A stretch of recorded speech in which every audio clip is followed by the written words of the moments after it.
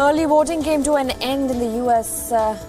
States of Indiana and Illinois amid a high voter turnout in the midterm polls. The election is widely seen as a litmus test from President Donald Trump's government.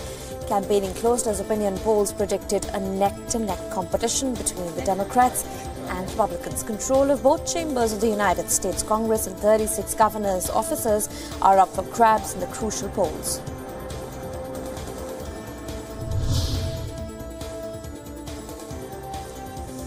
US President Donald Trump has said that there will probably be no meeting with Russian President Vladimir Putin in Paris this weekend.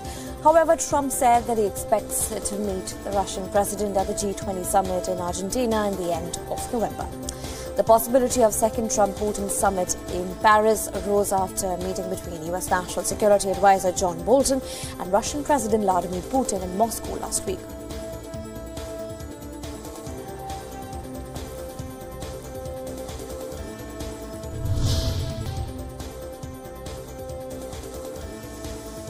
China has said its lawful trade cooperation with Iran should be respected and expressed regret that the United States reimposed sanctions on the Middle Eastern country. The Chinese Foreign Ministry spokesperson did not directly comment on whether China had been granted exemption from the Iran sanctions by the United States, and Washington has said that it will temporarily allow 8 importers to keep buying Iranian oil.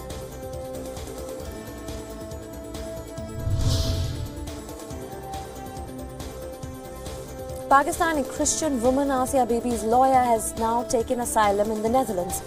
Saiful Muluk, however, says that he was forced to flee his country.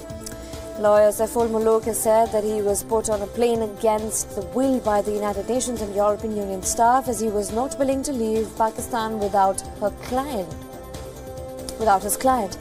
And Muluk also said that he is unaware about Asia Bibi and her family's whereabouts.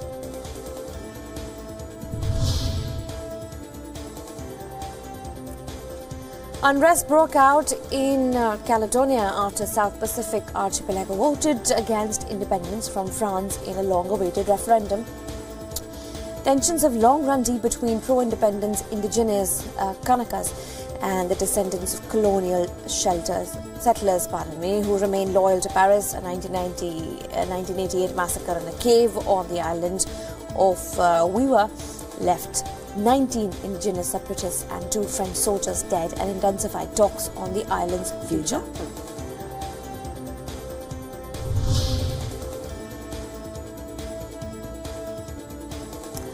A Turkish official has said that Saudi Arabia sent a 2-man cleanup team to erase evidence of journalist Jamal Khashoggi's killing a week after he disappeared at the Saudi consulate in Istanbul.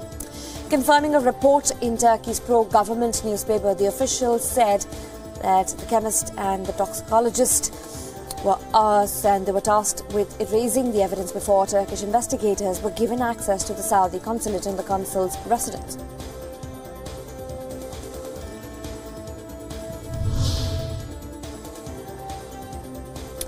SoftBank's CEO has defended Saudi investments, saying that the firm must carry out its responsibility to kingdom citizens whose money is invested in its vision.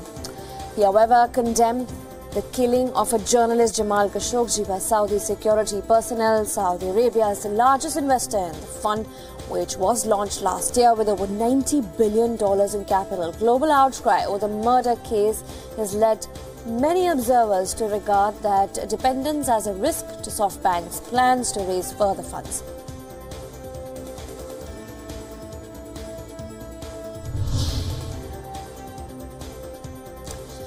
Indonesia's National Transportation Safety Committee said an airspeed indicator of a Boeing 737 MAX plane that crashed last week, killing all 189 people on board, was damaged for its last 4 flights.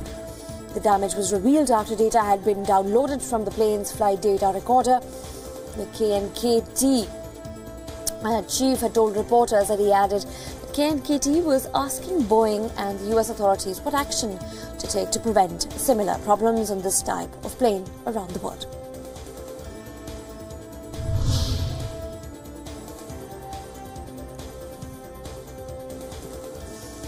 The relatives of the victim of an Indonesian jet that crashed into the Sea of Jakarta, killing all 189 on board, have demanded answers as to why the plane had been past fit to fly and called for not let up in the search for loved ones. Indonesian authorities on Sunday extended by 3 days a search for victims and a second black box recorder from the wreckage of a nearly new Boeing 737 MAX that slammed into the sea only minutes after it took off on October 29th.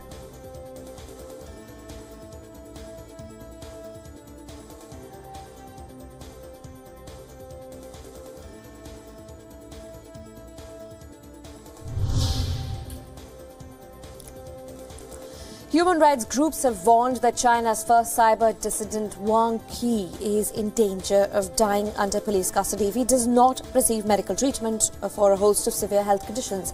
55-year-old Wang, who was arrested in 2016 for leaking state secrets, is currently being held in southwestern Xinjiang province. Wang ran a website called 64 Tianwang, named after the bloody 1989 crackdown of the Tiananmen Square pro-democracy protesters. The website, which has reported on local corruption cases, is blocked in mainland China.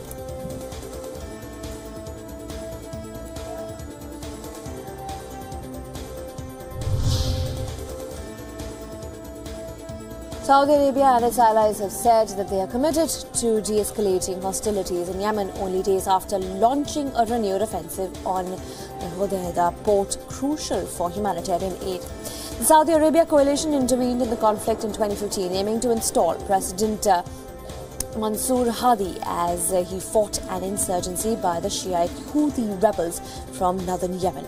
The UN-sponsored forces fell apart after the rebels refused to travel to the Swiss city unless the United Nations guaranteed both their delegations a safe return.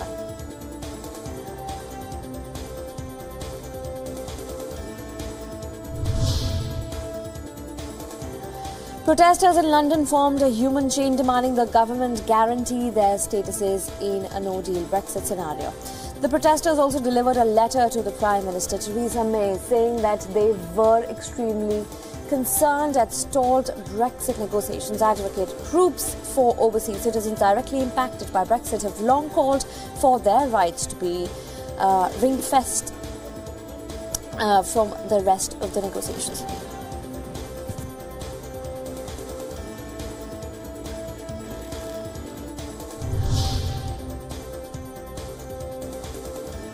In a new twist to the crisis in the island nation, the Speaker of Sri Lankan President Jayasuriya has refused to recognise former President Mahinda Rajapaksa as the new Prime Minister until he proves his majority in the 225-member Parliament.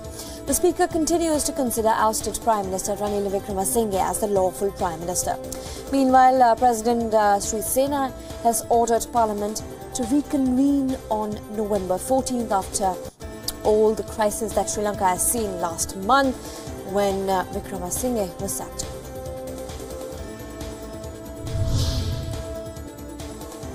Thousands of Sri Lankans gathered at a rally in the capital, Colombo, to show their backing for the new Prime Minister, Mahinda Rajapaksa. The rally comes as the Speaker of Sri Lanka suspended Parliament as he would not accept former President Rajapaksa as the new Prime Minister unless Rajapaksa proves his backing of a majority of lawmakers.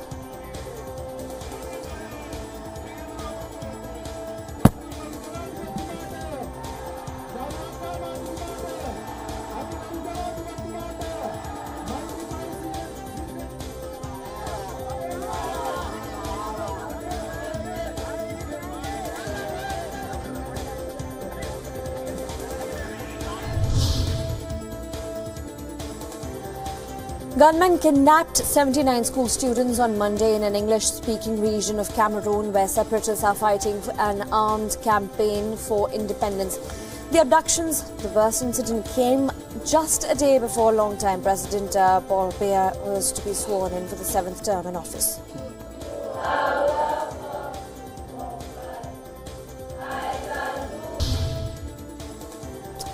Were Jesus to walk on the Sea of Galilee today, he might not need a miracle, as drought and over pumping have pushed the biblical lake on the verge of dryness. The Israeli government is mulling a solution in desalination, in which the country is a world leader.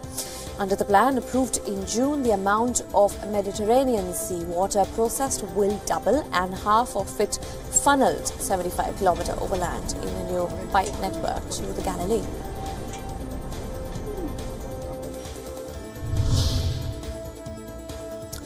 French President Emmanuel Macron has paid tribute to the soldiers killed at the Battle of Morange on the second day of his week-long memorial tour for the World War I centenary. A memorial column was erected in the battlefield where President Macron laid flowers. Now, Morange, annexed by Germany after Franco-Russian War in 1871, was a German territory in 1914 and witnessed the start of one of the bloodiest periods of the war for France. France lost around 5,000 soldiers, and the battle, which was fought across a 30-kilometer front. Rigueur nous semble à l'unisson.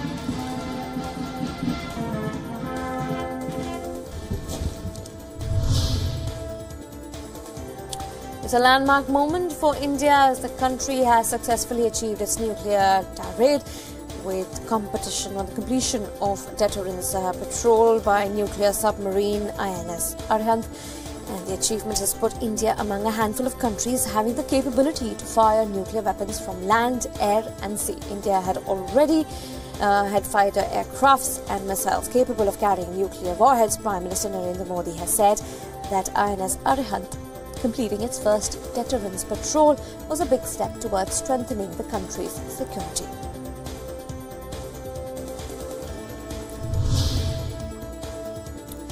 The South Korean First Lady Kim Jong-suk, who is on a 4-day visit to India, will be in Ayodhya to attend the Diwali celebrations, of the lamp lighting celebrations today. She earlier met Indian Foreign Minister Sushma Swaraj in Delhi. She will also be attending the groundbreaking ceremony of the new memorial of the Queen Suri Ratna, also known as the Queen Hyo in Ayodhya. He was also born. He was an Indian-born queen of. She was an Indian-born queen of South Korea.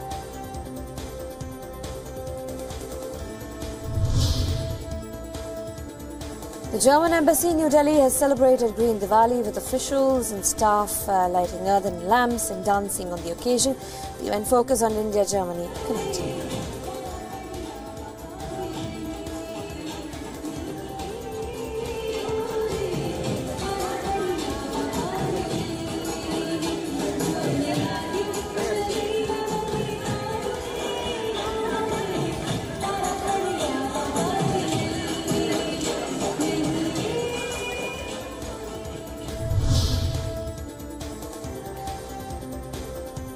With Diwali festival around, fireworks sellers have expressed dismay over a court ruling that allows them to sell eco-friendly fireworks for the Indian capital's largest festival.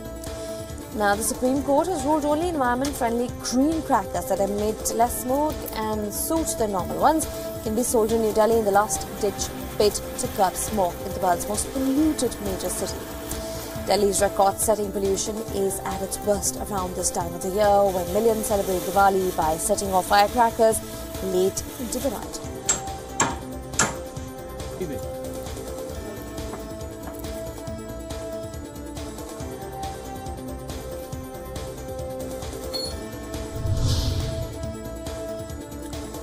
The 11th edition and the 40th anniversary staging of the route Durham destination translates in race gets underway in spectacular style of the Brittany-French port of Saint Malo as a record entry of 123 skippers set sail, and which could not have been better for spectators and sailors alike, as the fleet revelled in 20 knots of breeze coming off the land on a beautiful autumn afternoon.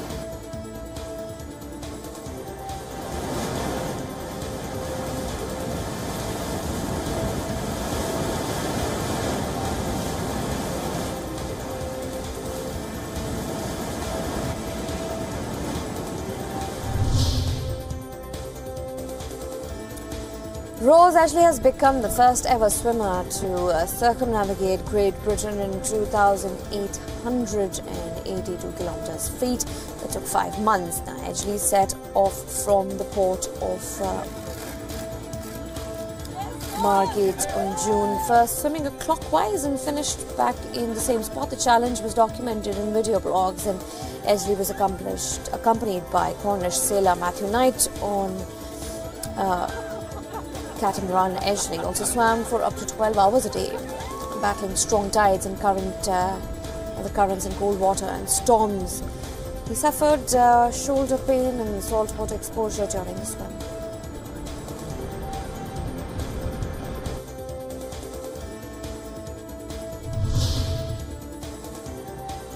The United States Olympic Committee said that it has taken steps to revoke USA Gymnastics status as the national governing body for the sport. The committee has also said that the challenge is facing the governing body, which is trying to recover from a scandal over the sexual abuse of hundreds of female athletes by one of its team doctors, more than it is capable of overcoming in the current form.